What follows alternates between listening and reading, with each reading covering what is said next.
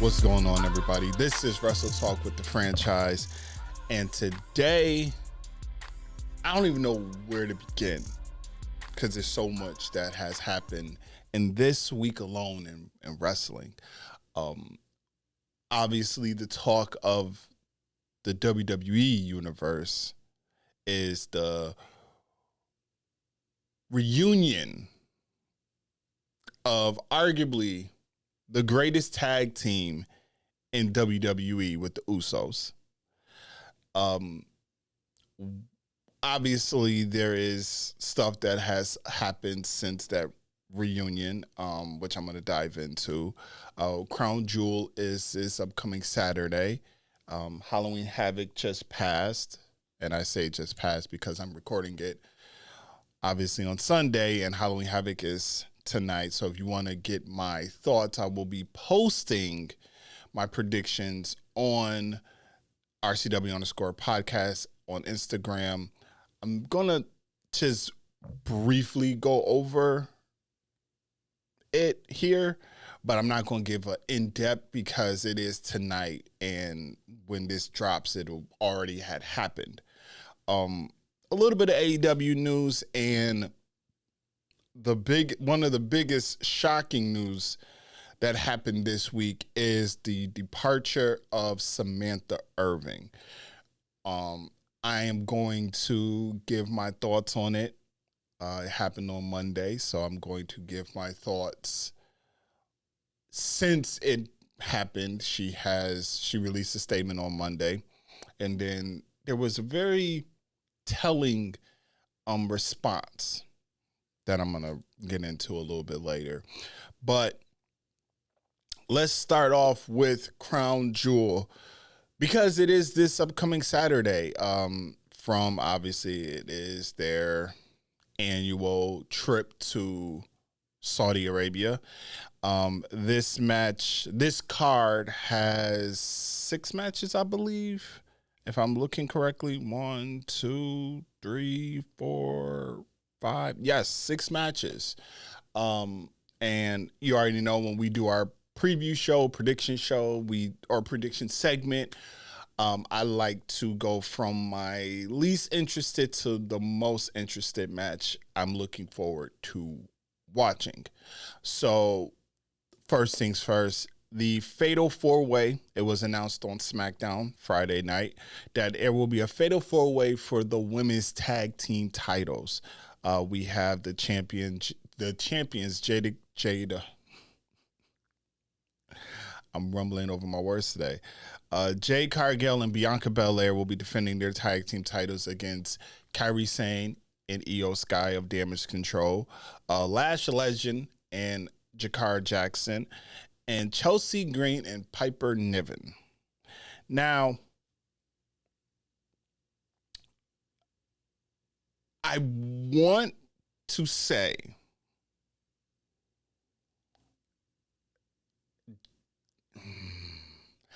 for some reason, I don't know why, but I see a situation where Lash Legend and Jakar Jackson win these titles. That's what I'm going with. But I also can see Bianca and Jade retaining these tag team titles. Obviously, with a Fatal 4-Way, someone has to take the pin. That's not going to be the champion. We've seen this happen in the past. But I'm going to go on a limb here and say that Jade Cargill and Bianca Belair will lose these titles, and they will lose them to Lash Legend and Jakara Jackson. I can even see a situation where they may pin either Bianca Belair or Jade Cargill. So that's who I have winning that one. Next up, we have the triple threat match for the United States title.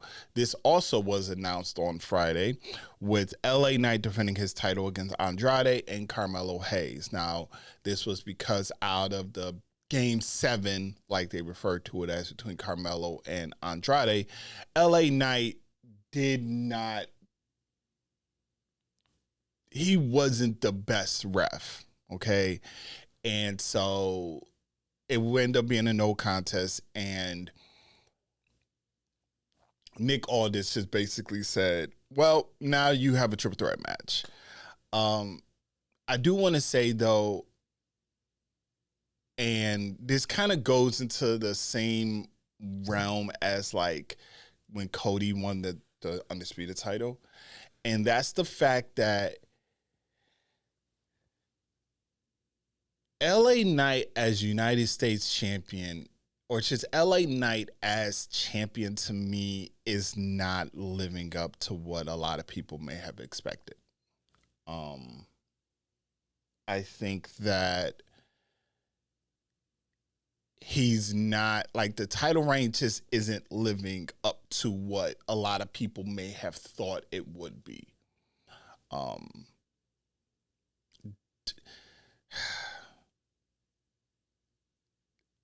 not going to say he probably does need that particular definitive win or that definitive story to kind of cement, okay, this is what we can do. Because like I always say, and a lot of people, and the WWE has said it before, with the Intercontinental title, that is the title that is the next step before becoming world champ. This is kind of like, okay, let's see how you are. Let's see how the fans receive you as champion. And the crowd, yeah, they're still over. LA Knight is still over. The crowd still loves him. But he just doesn't seem to be... It just doesn't seem to be hitting, in my opinion. You know, it just does not seem like LA Knight's title reign has any value. Like, I think of Logan Paul. And despite Logan Paul being a part-timer, his title reign still kind of garnered more attention. Like, I was more interested in Logan Paul as United States champion than I am of LA Knight as United States champion. But with all that being said, I can see LA Knight retaining the United States title. Would I want to see someone win the title? Of course. Let Carmelo Hayes win the United States title. Okay, let Carmelo Hayes and Andrade just continue their feud because they have great chemistry together. They have put on phenomenal matches. But I can see LA Knight winning. I would love to see Carmelo win, but I wouldn't be mad if Andrade won. It's one of those situations where I wouldn't be upset if Andrade or Carmelo won. But I feel like LA Knight's going to continue to win this or continue his title reign. But then it makes you think, what's next if he does win? Like, who is next up to face him? You know, who will be? Next up, we have Seth freaking Rollins returning to take on Big Bronson Reed. This is a match that obviously we knew was going to happen once Seth returned and cost Bronson Reed his match against Braun Strowman. We knew that when Seth Rollins came back, he was going to go after Bronson Reed. I'm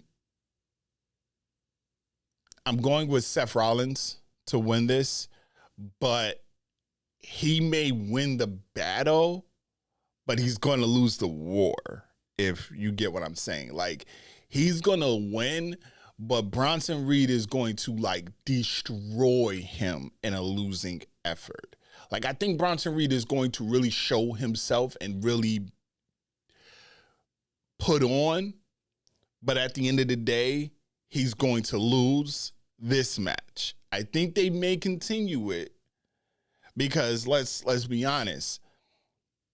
We seen Bronson Reed and Braun Strowman go weeks tearing each other apart. I see the same thing happening with Seth Rollins and Bronson Reed. because right now there's not really much that you can do with Seth Rollins. Um, yeah, there's not really much you can do with Seth as of right now. You know, Punk, we all know the story that we're waiting for is Seth Rollins and CM Punk. That's what we're waiting for. It's just going to take some time for us to get there. So for the meantime, I think Seth Rollins is going to continue this story with Bronson Reed. I don't see him in the title picture anytime soon. So I think he's going to win this one, and then they continue the story. Bronson Reed will win the overall, but as of right now, Seth Rollins is winning at Crown Jewel. We have the first ever Crown Jewel Women's Championship on the line with the WWE Women's Champion Nia Jax going up against the Women's World Champion Liv Morgan. I have Liv Morgan winning, but then I have Liv Morgan losing the world title to Tiffany Stratton. I feel like Tiffany Stratton is going to win the world title at the expense of Nia Jax by basically going ballistic because she lost. I can see a scenario, obviously, they keep teasing the idea that they're teasing the idea of Tiffany Stratton and Nia Jax going their separate ways. Now, I've always believed that Tiffany Stratton would turn or cash in on Nia Jax, and then we possibly can get the big payoff because they're starting to talk about Charlotte Flair returning, and they are saying that Charlotte Flair, there's talks. I haven't really looked into it. I just seen the headlines, and sometimes we should not grab onto headlines because it's just, that's what it is. It's to pull you in. They're saying that WWE is ramping up for a big match for Charlotte at WrestleMania. Could it be Charlotte versus Tiffany Stratton for the WWE Women's title? Could it be Charlotte versus Bianca or Charlotte versus Jade Cargill? We don't know. I don't know because I didn't really look into it, but could we see a Charlotte versus Tiffany Stratton? Because as I've said before, and I will continue to say, Tiffany Stratton is the future along with Jade Cargill. Like, these two right now on the main roster are the future. Like, those two are the ones that are going to take this generation of women's wrestling to the next level. But I do have Liv Morgan winning with Tiffany Stratton then winning the women's world title. I could see that happening. I could see potentially that happening. I wouldn't mind though if Nia Jax wins. Like, this pay-per-view, I really don't mind who wins and who loses. I just know that it's going to be a solid show. And I really don't have that much investment in most of these matches, but that's what I'm saying. I wouldn't be mad if Nia won, or if Tiffany, or if Nia won, if Liv won, or if Tiffany won.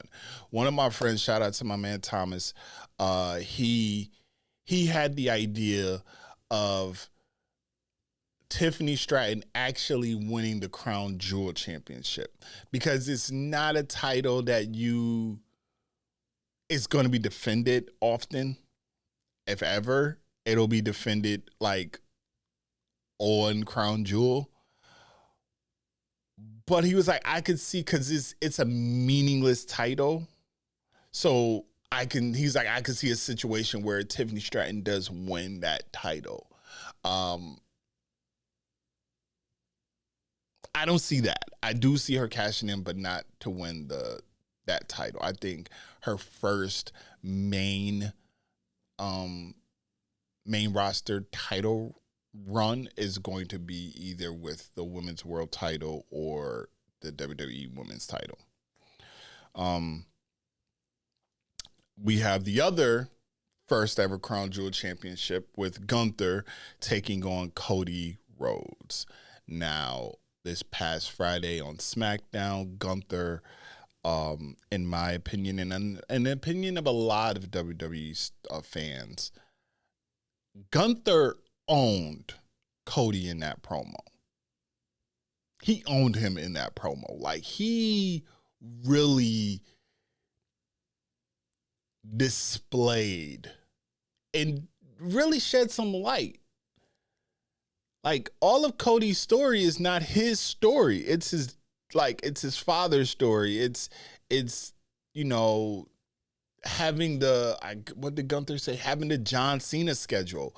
Like, he's not carving, in Gunther's mind, he's not carving his own legacy, while Gunther is carving his legacy. Like, Gunther is he does hold the workhorse title, because that's what they called the world title. It is the workhorse title. Now, Cody is slowly changing the narrative of the undisputed title, because Cody's always at the shows. Cody's always wrestling. But Gunther is like, nah, look at what I'm doing. This is how I'm rolling. This is what I'm doing. And with all that being said, Gunther, I do believe, is going to win this match. This is going to be the first loss in Cody Rhodes' title reign. But I can see it. And why I see it happening is because I feel in my soul that Kevin Owens is going to have something to do with the outcome of this match. Kevin Owens is going to do something to cost Cody this match, which is then going to further Cody versus Kevin Owens. I say that because the next match, the most intriguing match that I'm looking forward to on this show, is Randy Orton versus Kevin Owens, that was announced on Friday after Triple H came out and told Randy, I am protecting you from Kevin Owens. And then said, I hope you guys are ready for what is in store. That indicates to me that Kevin Owens is going to beat Randy Orton, and Randy Orton is going to get written off leading up to Royal Rumble. That's just what I think. That's what I feel. I feel like that's what's going to happen. They're going to do that, and then somehow, some way, I don't know how, it's going to go full circle, and Randy's going to then turn on Cody, which we've all been waiting for, because he's going to look at it as, I've done X, Y, and Z for you. I'm taking all these attacks for you. I'm defending you, and this is what you're doing. Now, this Friday, the go-home show for Crown Jewel, we have Randy Orton teaming up with Cody Rhodes to take on Gunther and Luger Kaiser from Imperium. But I feel like Kevin Owens is this is going to be a very brutal match between Kevin Owens and Randy Orton. And think about what Triple H said. You have rods in your back.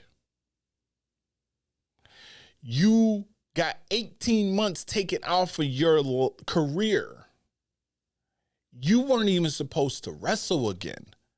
I'm trying to save you, because the way Kevin Owens is right now, his mindset, how he's just so, like, there's something wrong. Like, this man is a walking time bomb. We've seen what he's been saying. Triple H is like, I've never seen him look like this.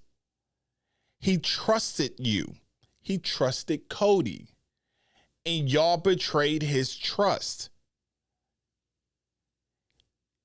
He's going to go to the depths that we've never seen him go before.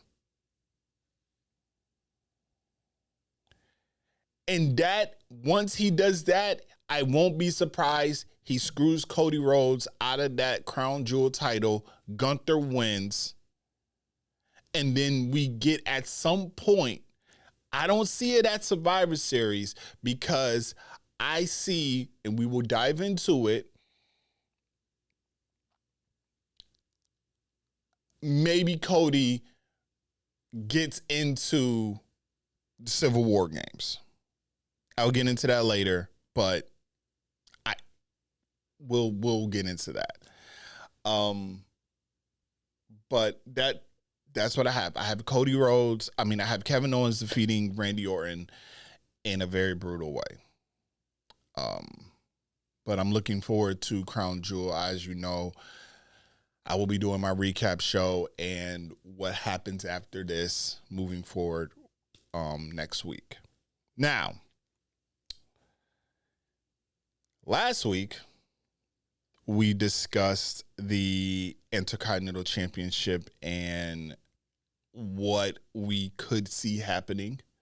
And clearly, everybody, I think you would have had to think otherwise to think Jey Uso was going to retain his Intercontinental Championship. No, he did not. He lost, obviously, on Monday to Braun Breaker. And I did not think they were going to do it this quick. That Tama Tonga and Tonga Loa lost their tag team titles on SmackDown to Motor City Machine Guns with the help of Jey Uso. So Jey Uso said, "You took from me, I'm taking from you." Obviously, we seen on Raw, the Rogue Bloodline showed up. Solo Sikoa and Jacob Fatu showed up in the crowd solo, showing that he purchased some tickets. And then on the other side of the arena, Tama Tonga and Tonga Loa was on the other side, and they were kind of trying to, help Jey Uso, and Jey Uso super kicked one hit. I think he super kicked Tonga Loa, and then hit Tama Tonga, and then we ended up seeing what we seen. But I will say the one thing that I did not expect and did not think we needed to see in the future, Jacob Fatu and Braun Breaker.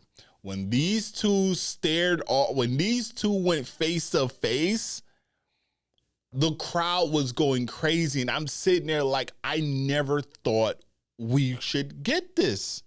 Not these two, but if they did, let me tell you, it will be a phenomenal match. Like, seriously.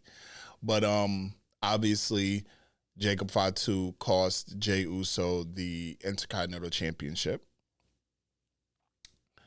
Fast forward, SmackDown, DIY versus Motor City Machine Guns. Motor City wins. And no later than a minute after them celebrating, the Bloodline comes out and they issued a challenge, because they were already in line for they were the number one contender for the world tag, or not the world, but the WWE Tag Team Champions. And Solo's like, let's do it right in here, right now in Brooklyn. Keywords, in Brooklyn. We should have knew something was going to happen. And obviously, Jimmy Uso came out and attacked, and then so did Roman Reigns. And they took Jacob and Solo away, obviously, as we know. And then that left Jey Uso to come out, and Jey Uso came out, and he pretty much cost Tama Tonga and Tonga Loa the tag team championships. And then we got the reunion, the hug, the embrace that we've been looking forward to with Jey and Jimmy Uso. And obviously you see Roman Reigns at the top of the entrance looking on. And it was very weird because you didn't know if he was happy that this happened, if you couldn't really read his because Roman just has this look where you can't really read and define what he's thinking.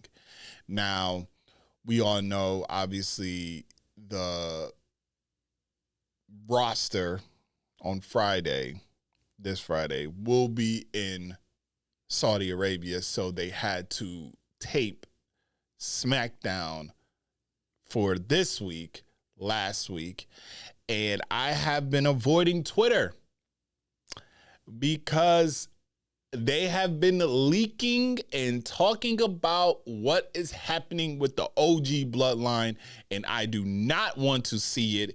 I'd rather see it live. This is the only time that I don't want to see spoilers. Wrestling is the only time I don't want to see spoilers. Now, if you know me, you know that I talk about it on my playlist with my reviews and reactions to movies and trailers. I'm not big on, I don't care for spoilers because I have to see it. But it is something about wrestling that you don't tell me about it. Like, I have to see it in real time. That's why I used to hate when a premium live will be happening and I had to work when I was working at the hospital, because I would not be able to, I have to wait. Don't say nothing, especially when they had the Saudi ones, because Saudi ones was happened during the, I would be able to watch the Saudi ones, but it's the late ones, like the ones that happened at 7:30 or 8 o'clock, and I'm at work and I'm missing an hour of it. I will not tolerate people spoiling wrestling for me. I've been like that since I was a kid, and the internet were introduced to us, and people were going on and pulling up the spoilers for SmackDown when SmackDown used to tape on Tuesdays. Wrestling do not spoil wrestling for me. So obviously, what it appears like we're going to get is obviously the Bloodline Civil War at Survivor Series War Games. Obviously, you have Tama Tonga, Tonga Loa, Jacob Fatu, and Solo Sikoa. You need a fifth one. I think that's when we get the final boss, The Rock, going up against the OG bloodline. So you have Roman Reigns, the Usos, Jimmy and Jey. You will then bring the honorary Us, Sami Zayn. And then you need a fifth one. And this is where I think Cody Rhodes could come in, could be a factor, because you have the final boss. If the final boss is in this, Cody Rhodes has to be in this one, because you have to tell Cody Rhodes versus The Rock. That has to start to build, because I think we will get Rock versus Cody by themselves at some point before WrestleMania. I know there's still the talk of a triple threat at WrestleMania. No. I personally do not want to see a triple threat for that, because the Bloodline story does not need any titles.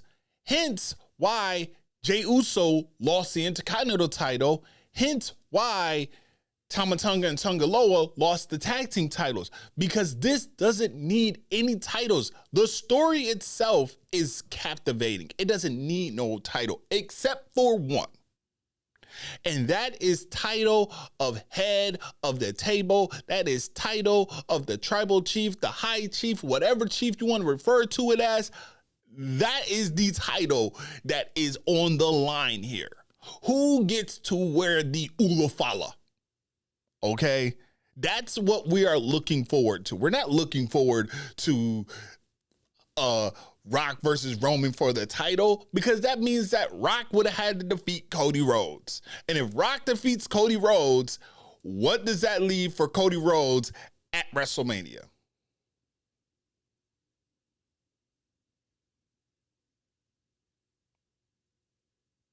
It doesn't leave with nothing. Cody Rhodes beats The Rock. Cody Rhodes faces Randy Orton at WrestleMania, and you have The Rock versus Roman Reigns at WrestleMania for the title of head of the table. It's just that simple. It's just that simple. I don't get why people are thinking a triple threat match should be for WrestleMania. No, do not do that. Do not present us with that. Because Rock and Roman is bigger than that. They need their own match. Because their match, their story is bigger than the title. Just this. And I know there's some... I just seen Mark Henry was talking about Solo Sikoa rejoining the bloodline, because the original bloodline, because he's going to be considered to be a pawn. I don't see that happening. I see, because remember, and I said this, and it was all when The Rock returned. They had footage of Solo telling Jacob or telling somebody in the crowd, this is all a part of the plan. It's all a part of the plan. There's a plan in place. I've been saying since Solo has taken the realm of, or the helm of tribal chief, even before then, he kept saying from orders of the tribal chief. I've always said he got word from the high chief. There is no more elders. Someone has to be responsible for dishing out the orders, what needs to be done. And that is the final boss. That is the board of directors. That is The Rock. It's there. It's there in black and white. Why is it hard to understand that? Just because I've had this conversation with people, and people have kind of said I think it's a triple threat. And I'm like, no, because we've been building on Rock versus Roman for years, even before The Rock, or even before Roman Reigns donned the helm of the tribal chief. It's been in talk. And then you're going to throw, no, let's not do that. Maybe another time, say like a SummerSlam maybe, but for WrestleMania, nah. We're not doing that. We are not doing that. So now it's just a matter of, when is the wise man showing the back up, and when are you going to insert the honorary Usos? You might start to get that happening this Monday. You might get it this Monday, because Jey Uso can be backstage, and you just have a one-off where Sami Zayn walks up to him and be like, what was that? what happened. And then now you build the Sammy story. You build Jay going to Sammy like, we need you. I mean, it's in Vancouver. So, you know, they love Sammy. I can see that happening. What better way for Sammy to be there than to be involved in that? And when is Paul Heyman coming back? And I know there's been talks of Paul Heyman turning on Roman Reigns. Paul Heyman has been on record stating Roman is it. Like, there's no other person that I would rather be standing next to than Roman Reigns. Like, 'tis that simple. And I've always said, Estrada signed a Legends deal recently. I talked about it like 2 episodes ago. He needs to be the mouthpiece for the Rogue Bloodline. He needs to be that mouthpiece because it's more fitting. But then if you get The Rock in there, I don't think you will then need a mouthpiece because The Rock can just go with the best. He is one of the best talkers. So it'll be interesting to see where this goes. Obviously, it's going to be captivating. We've been waiting for this since WrestleMania 41. Since WrestleMania 40. 41 is this year. And my God, those prices for them tickets, shish. Ooh, listen, I thought about it. I ain't thinking about it anymore. No way. No way. I will gladly go to Vegas to be in the atmosphere.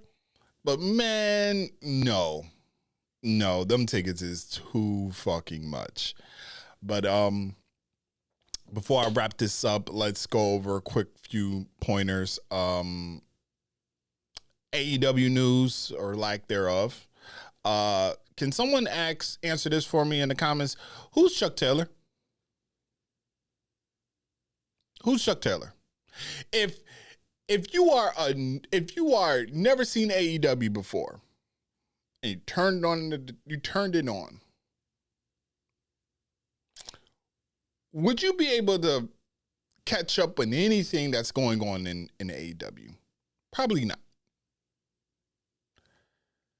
The difference between the WWE and the WWE and AEW is WWE treats their audience like it's your first time watching wrestling because they give you backstory, they give you like vignettes that reintroduces characters to the audience that may not be familiar with who they are. AEW really doesn't do that. Because obviously we've seen what happened on Dynamite this past Wednesday.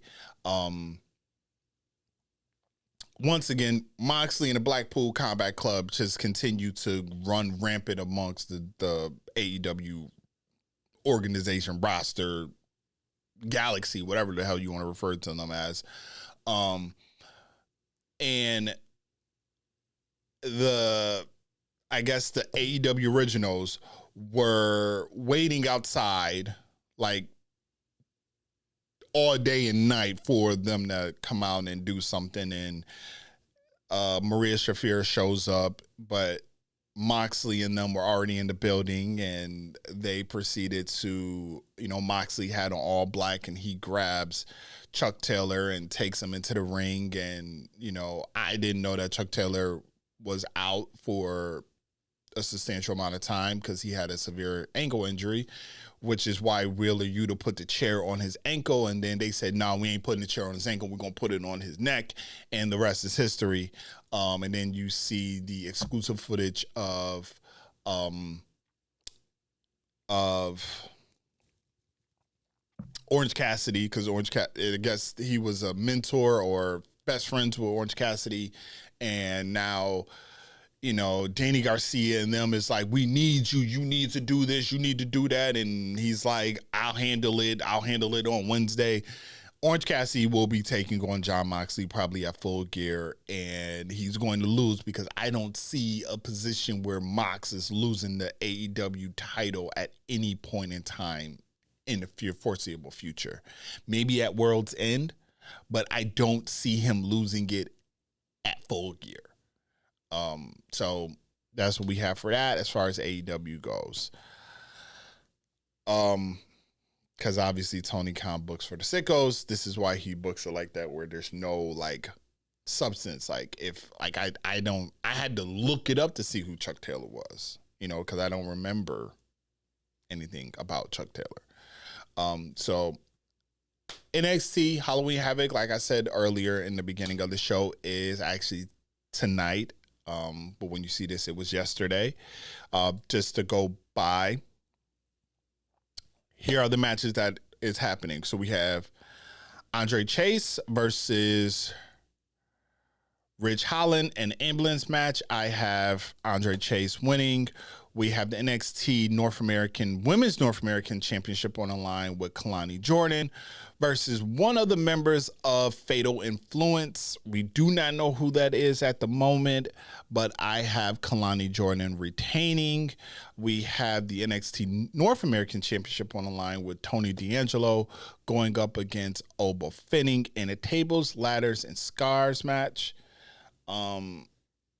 I have Tony D'Angelo winning. I don't see him losing after he just won the title.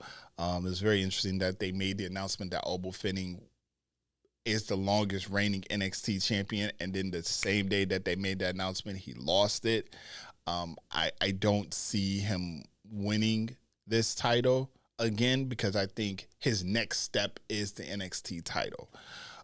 We have Roxanne Perez and Cora Jade. They are back together, teaming up to take on Julia and Stephanie Valkyrie. I do have Julia and Stephanie Valkyrie winning this match. And then we have the NXT Championship on the line with Trick Williams defending his title against Ethan Page in a Devil's Playground match. Now, I know I said a couple weeks ago that CM Punk and Ethan Page may have something going on. I know Ethan Page was on Raw about a couple weeks ago. I still feel that's going to happen, which is why Trick Williams is going to win. And if you have not checked out already, check out Ethan Page's diss record or diss music video going at Trick Williams, and Trick Williams with the clap back going back at Ethan Page. Trick Williams he took Stomp, Kurt Franklin's Stomp. Devon Dudley is in there. Testify Devon is on there, and he's going, and it's just so like chef's kiss. I hope they show it tonight, or hope they showed it at Halloween Havoc, because it was great. It was amazing. If you haven't checked it out already, go check it out. It's on Twitter. I believe it's also on their socials as well. Now, I'm going to take the last maybe 10 minutes because I'm looking at my timer right here, but I also know that I had different takes. So maybe this last part is about the surprising and shocking departure of one Samantha Irvin. Now, for those that are unaware, on Monday, Samantha Irvin took to Twitter and basically revealed to us she is no longer with the WWE. Now, I found out about this from my brother. I'm at work. My brother sends me a message on Instagram, and he sends me the headline. And I instantly lost my shit. He sent me, I'm going for it right now. Yeah, he sent me her Instagram post. And he said, what the fuck? And I said, no fucking way. No way. I'm sitting at work like, you got to be shitting me right now. Like, what the fuck is happening? I quote, WWE Universe, my time has come to an end as your Monday Night Ring announcer. I love you all tremendously, and this does not mark the end of my art. I have a lifetime more to share. Thank you to every WWE fan who accepted me, to the women's locker room. You are the most incredible group of people on the face of this earth. I am beyond proud to be your colleague and friend. To the crew and cameramen, I cannot thank you enough for your encouragement, the laughs. You created such a wonderful, positive atmosphere for me. Love you all. To the WWE superstars, past and present, I have thanked you since 1989 and will continue to thank you for the rest of my days for entertaining us, for raising the bar over and over again, for risking your bodies and finding new ways to keep us shocked and wanting more. There is no form of entertainment like this, and not just any entertainer can be a WWE superstar. The respect I have for you is more than I can express. Thank you for making it so easy to pour emotion and excitement into your introductions. You are the stars that the stars idolize. It doesn't get any bigger, and I'm proud to have used my voice to let the world know it. Thank you, Paul Heyman, Michael P.S. Hayes, and Michael Cole. I will continue to apply what I learned from you to every aspect of my career. Thank you for invigorating my creativity. Thank you, Brian Road Dogg James, Scott Armstrong, Gabe Sapolsky, and George Carl Jr. for giving me my first opportunities to rise to the occasion. Thank you to Triple H for trusting me and showcasing me on this platform. Thank you, Mark Henry, for giving me my big break. I hope I made you proud. Thank you to all the coaches, producers, medical, writers, talent relations, makeup, photography, social media, digital, travel department, catering, merch, 2K team, referees, security, and the announce team for everything you did to help me along the way. To my fans, my entire career, I've been waiting for you. We are meant to be, and I can prove it. Stay tuned. All my love, and still, Samantha. This broke and everybody was just scattering, trying to figure out what the fuck happened. Like, what? And then within hours, they announced that Lillian Garcia, the great Lillian Garcia, the voice of the Attitude Era, was coming back. And was back like that. Was announcing on Monday. Now, Grant, nerves, kind of nervous, so she messed up a few times. But it threw me off because Samantha, this is something that we're not accustomed to seeing. This woman, arguably the greatest voice, and I repeat, the greatest voice in a 3-year window. She elevated herself to be the greatest to do it. Okay? That's what she did. She took her voice to new levels. The way she introduced people, she added flair to it. She said it. She added stuff to it that made you feel like you were special. When she introduced the bloodline, when she introduced Cody Rhodes, the WrestleMania 40, when Cody finished the story, the emotion, the raw emotion you heard in her voice.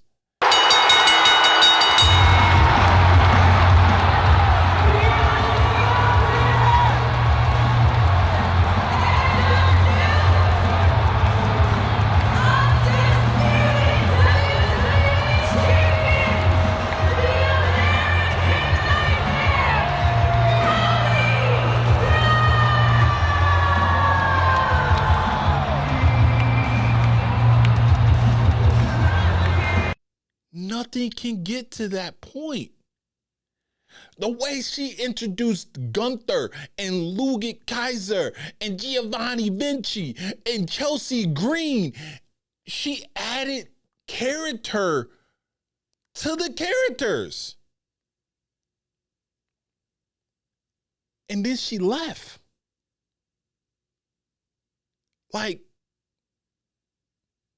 Left.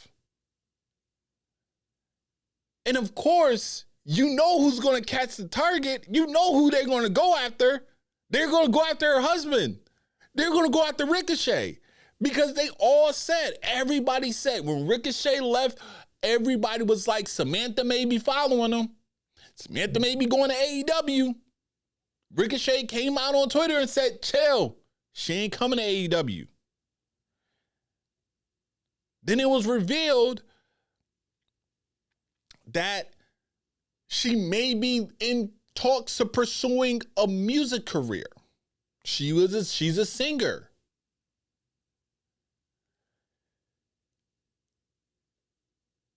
But then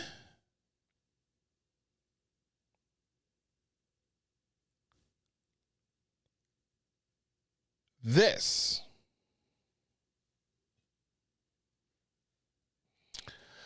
I can't prove it, but I know Ricochet is behind this because he couldn't stay in the big leagues. Samantha responded to this with simply saying, I don't like announcing. I'm serious. Announcing was only supposed to be my way in. I wanted to manage, maybe even become a general manager one day. But WWE saw no other future for me besides announcer. I love watching the action, but I don't love being an announcer. Thank you so much. I love the WWE, and I'm proud and honored to share all the moments with the fellow fans. Much love. Also, they wanted Ricochet, to stay in the big leagues. I don't know why everyone's pretending like he was always in the great positions at WWE.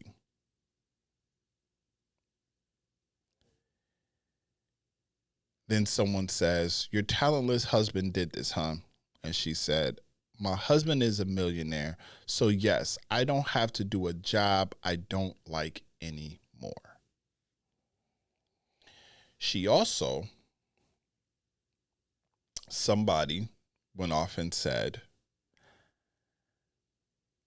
Samantha's about to be more unhinged on this app, and I'm all here for it. Because there's a tweet that came out. I don't know exactly what it is because it's been deleted. And Samantha said, I'm so glad I don't have a boss anymore so I can say this. Shut the fuck up. Woohoo feels great.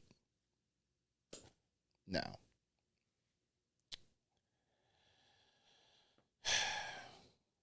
bear with me because I have to take a swig of water because I have a lot to say about this.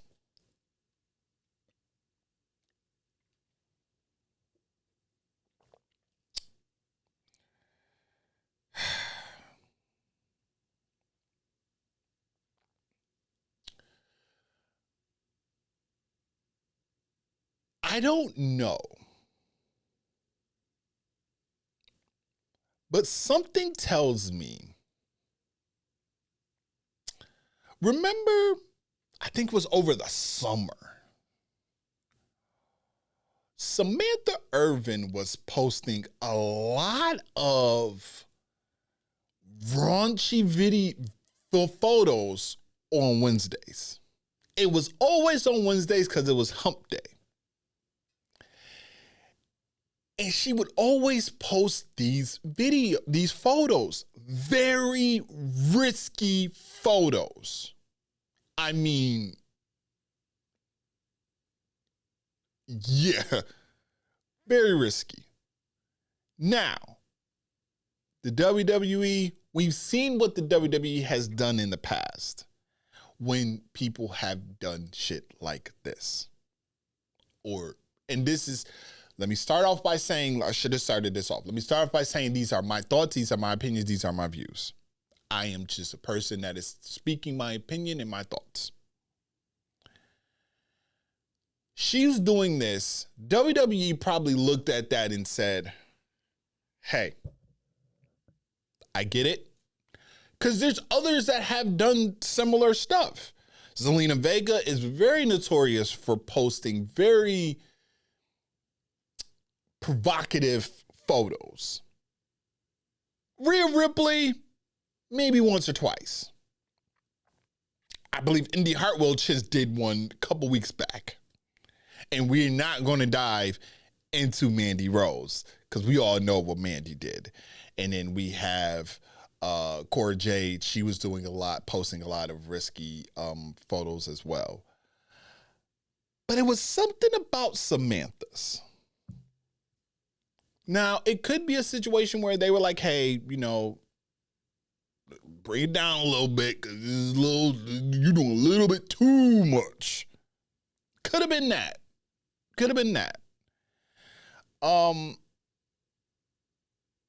But for her to say that she didn't like announcing, yet she put so much passion into it, you would see, and I know this for a fact because I know people that have went to live shows, either if it was a Raw or a SmackDown or a house show, and they would say like fans would be there to see Samantha, as much as fans are there to see Cody, they're there to see Samantha Irvin because Samantha Irvin did something for the fans because she was a fan. She's always been, if you ever listen to any interviews that she's done, she's always talked about her crave, her love for the business, for what was going out there. And for her to turn around and simply say, nah, I didn't like announcing. And yes, she might have had other future plans that she might have had. And maybe, just maybe, they were like, nah, we want you to just stick right here. But she's probably looking at it from the lens of, I wanted to do stuff that like no other ring announcer was able to do. Let me do this, let me do that, and then, people are saying that it was a shock. A lot of the wrestlers did not know about it. Hence why, if you look at her post, the outpour from the wrestlers about it. But then, she said that the WWE knew for months this was going to happen. Like this day was going to happen. But then it makes you think, remember when Kayla Braxton, now Becker, I believe that's her actual last name is Becker. Remember when she left? Like Cody Rhodes came out and Cody Rhodes did a whole thing for her. I think they were in Brooklyn. Had a whole farewell for her. There was no farewell for Samantha Irvin. None. I am looking forward to hearing what she has to say now that she is unhinged or she doesn't have a boss anymore.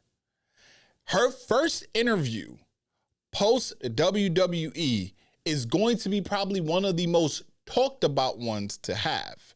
Now, is she going to kick WWE's back in? I doubt it. If you read her statement, she gave them nothing but credit, nothing but praise. She thanked Triple H. Now, someone that she didn't think was Bruce Pritchard, but I'm not going to dive into that.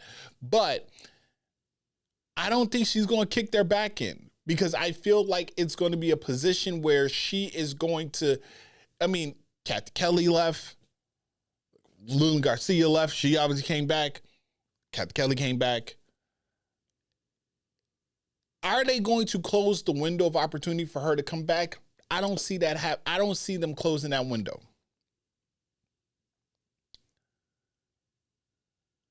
But I did not like her saying that she didn't like announcing. Now, I can understand if she said that was her foot in the door and then she wanted to kind of explore other options. But it's rather interesting. And I'm just going to have to, this is a wait and see.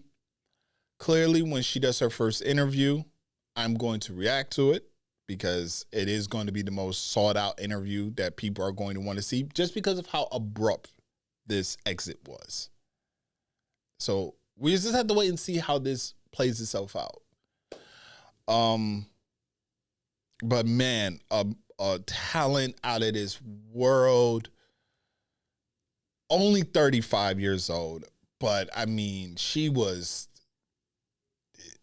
3 years and was already in the conversation of being the greatest ring announcer ever. In 3 years. You have a gift. Truly has a gift. With that being said, that is it for this episode of Wrestle Talk. Leave your comments below. Let me know, who do you have coming out victorious at Crown Jewel? What do you think is going to happen with the bloodline? Obviously, I didn't even talk about the potential DIY split. They did kind of talk about that. And Montez Ford had spoke about this, and I'm probably going to talk about this later on the next episode, or I may just do something a little spin-off later on. But Montez Ford was quoted in talking about how you see, actually, I'm going to actually pull it up right now, because I don't want to misquote this. And then I'm going to sign off, because it is very interesting. But Montez Ford was quoted in saying, "You see what happened to Kevin Owens recently. He's a little frustrated. I feel like I'm on the verge of becoming the same way. How many times do I have to take down another vignette of the bloodline?" This was from the Daily Star. I'm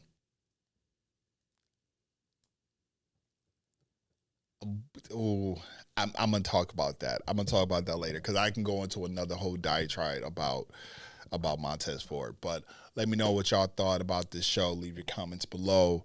Once again, if you are new to this channel, make sure you hit the subscribe button, hit the notification bell. For all those that are still members of this here kingdom, like, comment, and share this video. I will be back next week with the Crown Jewel recap show and more. I am the franchise. Make sure that you follow us on Instagram, RCW_podcast, and the Ace as well at RCW_Ace. Till next week, I am out. Later.